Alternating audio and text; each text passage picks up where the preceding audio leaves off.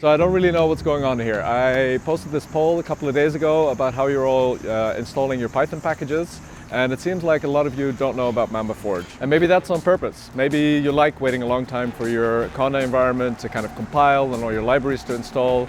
Maybe you have a sort of special ritual that you do where you go for a walk, take a coffee, maybe find a nice hotel lobby to hang out in.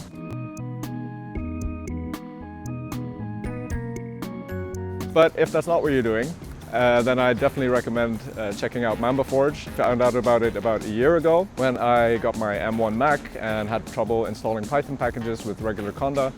Wrote a blog post about it. I'll drop it in the comment below and let me know what you think. And if you disagree with me, I would also very much like to hear from you. So I highly recommend checking it out. It makes installing Python packages so much faster and you don't have to look at ugly lamps in a hotel lobby.